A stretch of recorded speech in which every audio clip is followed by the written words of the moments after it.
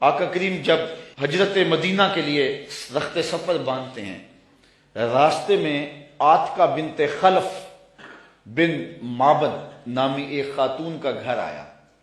حضور وہاں رک کر کے ان کو کہا کہ اگر تمہارے پاس ہماری خدمت کے لیے کچھ ہے تو ہمیں پیش کرو۔ بھوک اور پیاس آقا کریم نے محسوس کی، حضور کے جو ساتھی بھی تھے۔ تو اس خاتون نے، جس کا نام معبد تھا، اس نے کہا کہ لو کانا عندنا شیء ما آوزکم الکرا، ہم دیہاتی لوگ ہیں اور عرب ہیں، ہمارے ہاں مہمان آ جائے تو کوئی کسر نہیں چھوڑتے، لیکن آج اتفاق ایسا ہے کہ ہمارے گھر کچھ ہے نہیں جو آپ کی خدمت کے لیے پیش کریں۔ عرب لوگ مہمان دیکھ کر کے خوش ہوتے ہیں، پھر مہمان بھی اتنے سونے آ جائیں، لیکن بدقسمتی یہ ہے کہ اس وقت ہمارے پاس کچھ ہے نہیں جو آپ کو پیش کر سکے۔ ایک جانب ایک بکری بندھی ہوئی تھی، لاغر اور کمزور سی۔ حضور فرمایا اگر تم کہو تو اس کا دودھ دھو لیں۔ اس نے کہا اس کی ہڈیوں میں گودا نہیں، کھیری میں دودھ کہاں ہوگا، اگر یہ چلنے کے قابل ہوتی تو ریوڑ کے ساتھ نہ جاتی۔ فرمایا اگر تم اجازت دو۔ اس نے کہا مجھے کیا اعتراض ہو سکتا ہے۔ تو حضرت سیدنا صدیق اکبر نے آگے بڑھ کے بکری کو کھولا اور حضور کے سامنے کھڑا کیا۔ آقا نے دست شفا، دست رحمت اور دست برکت اس بکری کی پشت پہ رکھا۔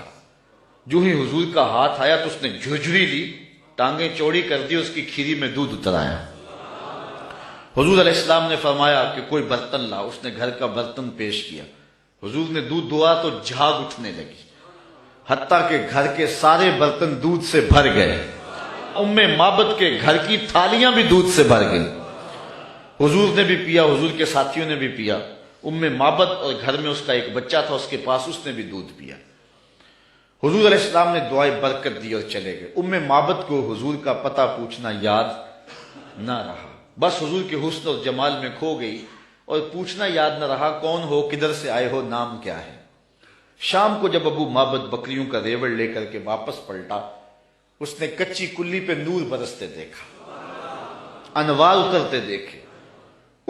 معبد کا شوہر معبد کہتا ہے کہ کیا ماجرا ہے، آج ہمارے گھر میں یہ جو رونق ہے اور یہ جو تازگی ہے اور یہ انوار اتر رہے ہیں، کیا ماجرا ہے؟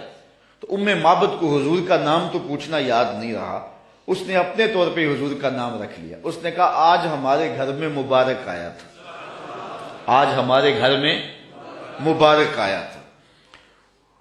معبد پوچھتا ہے کہ مبارک کیسا تھا جو سارے گھر کو روشن کر گیا، وہ کیسا تھا؟ تو معبد تاصف رسول اللہ صلی اللہ علیہ وسلم، معبد حضور کا حلیہ بیان کرتی، کہتی ہے فقالت رأیت رجلا ظاہر البزاط، میں نے ایک ایسا شخص دیکھا ہے کہ جس کا رنگ نکھرا ہوا تھا، جس کا چہرہ چمک رہا تھا۔ اللہ اکبر۔ حدیث بہت طویل ہے۔ کسیم وسیم وفی عینیہ داج وفی اشفارہ وطف وفی صوتہ سہل احول اکحل ازج اکرن وفی عنقہ سطع وفی لحیتہ کساسہ۔ کہا کیا بتاؤں، رنگ سونا تھا، ابرو ملے ہوئے تھے، پلکیں لمبی تھی، آنکھیں سرمگی تھی، گردن سراہی جیسی تھی، ہاتھ خوبصورت تھے، خاموش ہوتے تو پھر بھی وقار ہوتا۔ لیکن میں معبد کا صرف ایک جملہ آپ کی نظر کرنا چاہ رہا ہوں۔ ہزارہا مصنفین، نثر نگار اور شعراء اور ادباء کے سارے ادب پارے اور ساری نثر نگاریاں اور ساری انصاف پردازیاں اس کے ان دو جملوں پہ قربان۔ معبد نے کیا کہا، میرے شوہر میں کیا بتاؤں کہ وہ مبارک کیسا تھا، میں کیا بتاؤں وہ مبارک کیسا تھا، بس اتنی بات سن لو۔ ابہ الناس وَأَجْمَلَهُ مِنْ بَعِيدٍ وَأَحْسَنَهُ مِنْ قَرِيبٍ، وہ اتنا سونا تھا جب کوئی اس کو دور سے دیکھتا تو سونا نظر آتا، قریب آ کے دیکھتا تو اور سونا نظر آتا۔ یہ دو جملے اس کے دیکھیے، دور سے کوئی دیکھے تو پھر بھی سونا، قریب آئے تو پھر بھی۔ کچھ لوگ دور سے بھلے لگتے ہیں، قریب آئے تو نقوش میں وہ کشش نہیں ہوتی ہے۔ کچھ لوگ قریب سے سونے، دور سے دھندلے ہو جاتے ہیں، لیکن کہا وہ اتنا سونا تھا، دور تھا پھر بھی سونا لگتا تھا، قریب آیا تو پھر بھی۔ اچھا، یہاں اس نے حضور کی سیرت بھی بیان کی ہے۔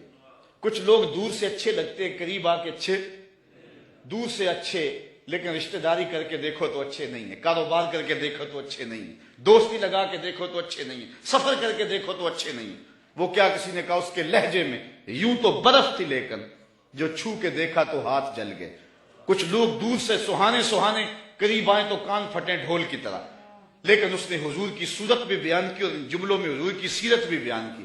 کہا وہ اتنا سونا تھا، دور تھا تو پھر بھی سونا لگتا تھا، قریب آ گیا تو پھر بھی سونا لگتا تھا. دور تھا تو نظریں جھکی ہوئی تھی، قریب آیا تو حیا کے پہرے تھے. عجیب حسن تھا، عجیب رنگ تھا. حضور دور سے بھی سونے اور قریب سے بھی. جنہوں نے قریب سے دیکھا نا انہوں نے کہا کل قمر لیلۃ البدر لم ارا قبلہ ولا بعدہ مثلہ. کیا پوچھتے ہو، 14ویں رات کا چمکتا ہوا چاند تھے حضور. حضور جیسا نہ پہلے دیکھا نہ بعد میں دیکھا. یہ کس نے کہا؟ حضرت ابو ہریرہ نے. جس نے پاس کھڑے ہو کر کے دیکھا، جس نے قریب سے دیکھا اس نے کہا کل قمر لیلۃ البدر. اور جس نے 13 صدیوں کے فاصلے پہ کھڑے ہو کے دیکھا اس نے کہا مکھ چند بدر شاہ شانی ہے، متھے چمک دی لاٹ، کالی زلف تے اکھ مستانی ہے، مخمور اکھی ہند مد بھری. جس نے قریب کھڑے ہو کے دیکھا اس نے کہا کہ چاند چڑھا ہوا تھا اور حضور لال دھاری دار یمنی چادر اوڑھ کے آرام کر رہے تھے. یہ حضرت جابر بن سامورہ کہتے ہیں کبھی اسے دیکھوں کبھی انہیں دیکھوں، فائزہ ہوا اندی احسن من القمر. پھر میں نے فیصلہ کیا نہیں حضور سونے ہیں. جس نے قریب سے دیکھا اس نے کہا کہ چاند سے حضور سونے ہیں، اور جو 13 صدیوں کے فاصلے پہ کھڑے ہو کے بریلی سے دیکھتا رہا اس نے کہا خورشید تھا کس زور پر، کیا بھڑ کے چمکا تھا قمر، بے پردہ جب وہ رخ ہوا یہ بھی نہیں وہ بھی نہیں. جس نے قریب سے دیکھا اس نے کہا کان رسول اللہ صلی اللہ علیہ وسلم افلج الثنیتین اذا تکلم رویا کالنور یخرج من بین ثنایاہ، کہ حضور کے سامنے والے دانتوں میں ہلکا سا سوراخ تھا اور حضور جب بولتے تھے نور کی کرنیں چھن چھن کے نکلتی تھی. یہ حضرت عبداللہ ابن عباس نے کہا جو پاس کھڑے تھے اور جو 14 صدیوں کے فاصلے پہ کھڑا تھا اس نے کہا تو اجے میرا یار نہیں ڈٹھا، جنوں ویکھ کے چند شرم آوے، ادھی راتی دن چڑھ جاوے، جیو رخ تو نقاب اٹھاوے، تے جے او نکلے سیر کرن نو سارا گلشن سیس نواوے، اتے دھرتی لف لف جاوے. جے ہاتھ پھلاں وچ رکھدا ہاتھ پھلاں تو ود جاوے، نین نشیلے مست رسیلے وچ سونا کجل سہاوے، اکھ اگڑے تے انج پیا جاپے جویں میں خانہ کھل جاوے، تے جے او کھولے پیچ زلف دے اتے راہی راہ پل جاوے، توبہ توبہ حسن سجن دا چال نہ چلی جاوے، بجلی ڈردی لشک نہ مارے متاں بے ادبی ہو جاوے. علم خدا نے اینا دتا عقلاں وچ نہ آوے، عقل خدا نے اینی دتی علماں وچ نہ آئے. کی اعجاز نظر وچ او دی جو آوے وک جاوے، خلق او دے نے مو لئی دنیا کوئی ورلا ہی جان بچاوے.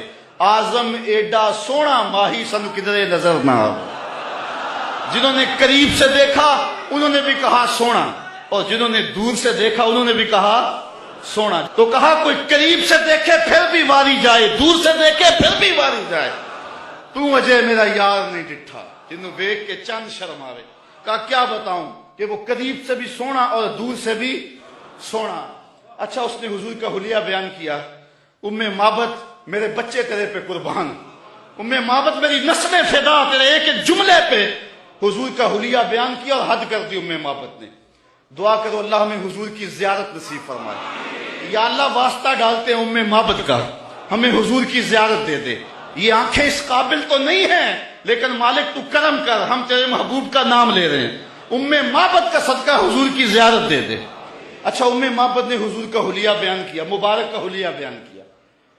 ام معبد حلیہ بیان کر کے فارغ ہوئی تو بچہ بولا امی وہ بکری والی بات سنائی نہیں، جو بکری کی پشت پہ ہاتھ پھیرا تھا مبارک نے وہ تو بات نہیں سنائی. اللہ اکبر. اب ابو معبد کہتا تم نے زیادتی کیا میرے سے، جب مبارک آیا تو مجھے بلایا کیوں نہیں؟ اس کو میں بھی دیکھنا چاہتا تھا. اب میں بکریاں دودھ لے کر نہیں جاؤں گا، قریب قریب رہا کروں گا، کبھی مبارک آئے نا تو مجھے بلا لینا.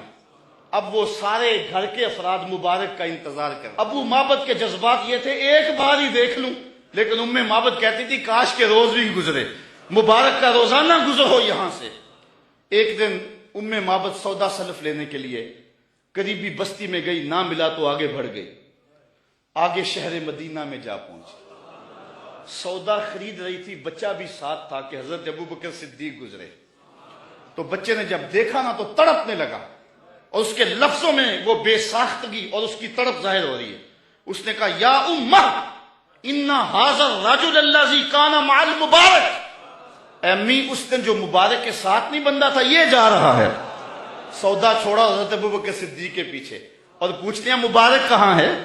تم تو مل گئے ہو، مبارک کدھر ہے؟ اب نام تو اپنے طور پہ رکھا ہوا تھا۔ حضرت ابوبکر صدیق فرمایا کس مبارک کو ڈھونڈ رہی ہو؟ کہا وہی جس نے بکری کی پشت پہ ہاتھ پھیرا تھا۔ کہا آؤ تمہیں مبارک کے ڈیرے پہ لے چلو۔ حضور صحن مسجد نبوی میں بیٹھے ہوئے تھے۔ جب بچے نے دیکھا تو پھر چیخا اور کہا امی وہ دیکھو مبارک بیٹھا ہوا۔ یہ حضور کے قدموں میں بیٹھ گئی اور برکت لوٹی۔ حضور نے اسلام دیا، انہوں نے قبول کیا۔